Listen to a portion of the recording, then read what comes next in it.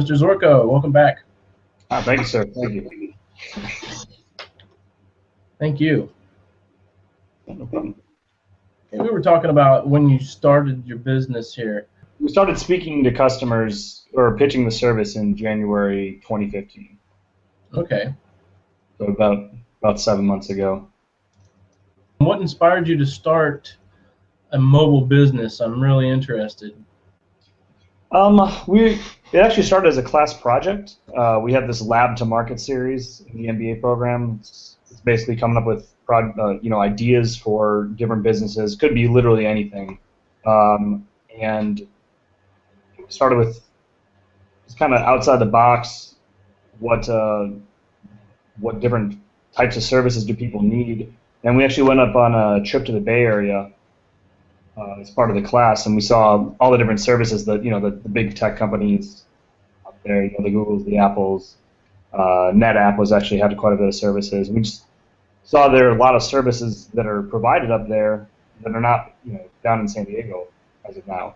And then we started looking at two other things happened around the same time. One, both my co-founder and I went to get our oil changed at two separate locations and had horrible customer service experiences.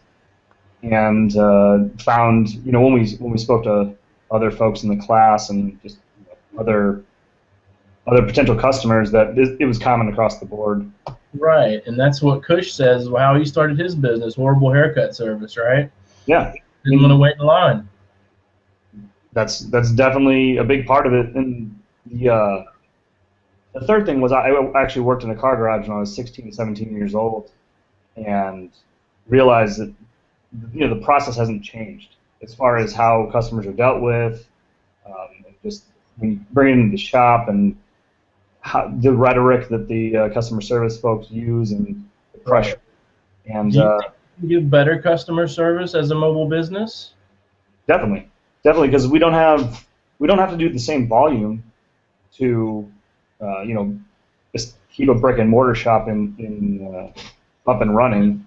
Exactly. And also, yeah, we can also charge a premium to our customers because of the convenience factor.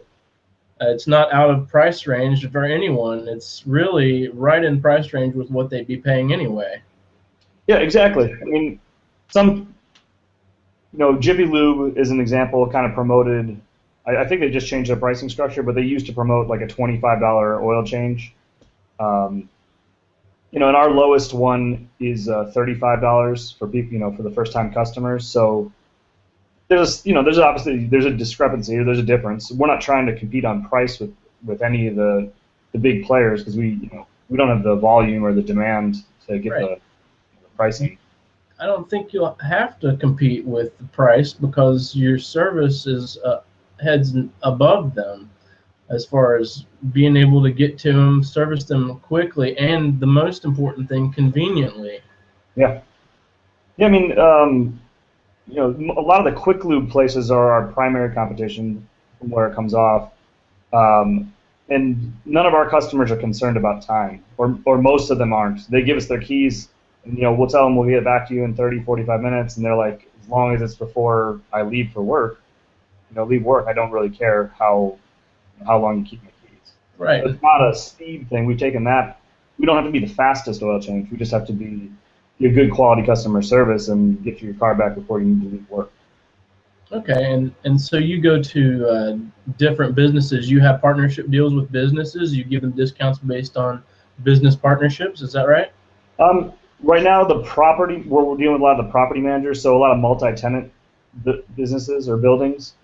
Okay. There, might be 30 businesses within a building. And our relationships with the property managers who actually own the whole building, and then they promote us and get the word out.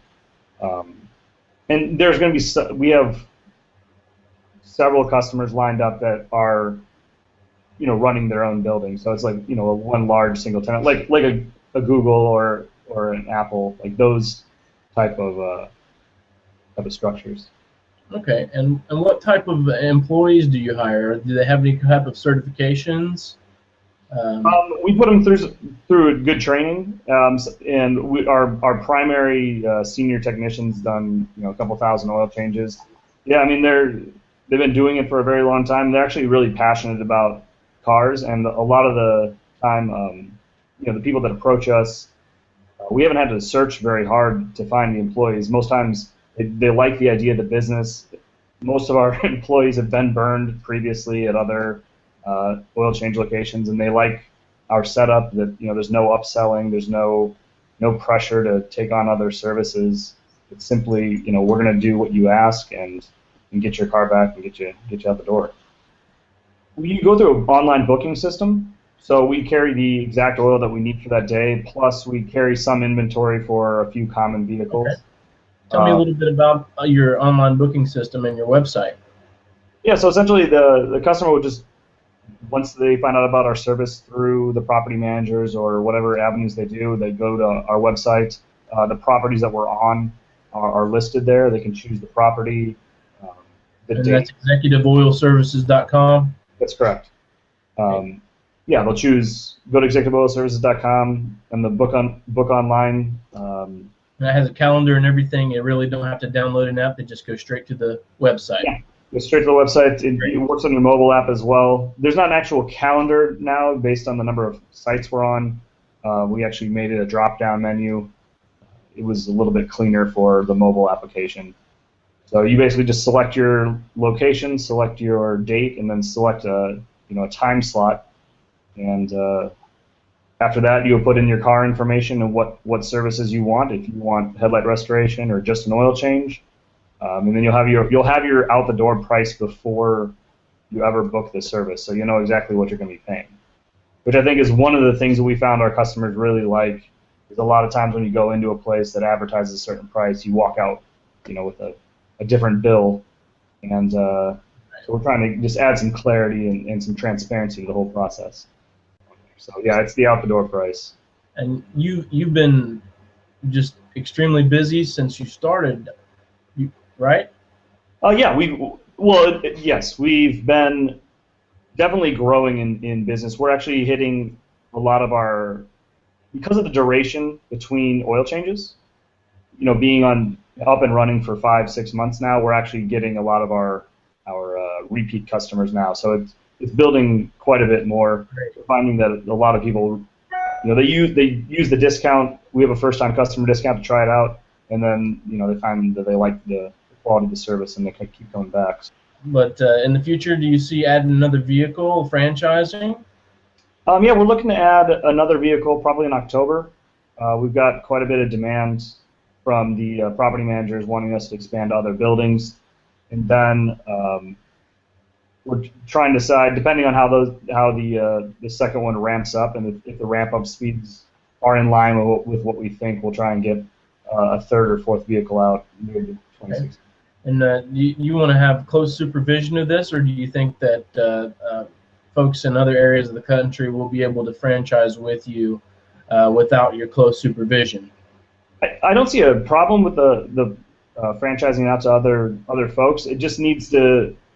The main issue has to be that you can't run it like a quick lube place where you're trying to get them in for a lower price and then try and sell additional services. The whole customer service aspect needs to be paramount and maintain the reputation of the brand.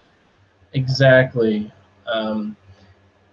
Even the name of your company, it says classy, intelligent, a strong brand, and that's what we like to see. Yeah, that's the image, and we want to treat people like professionals.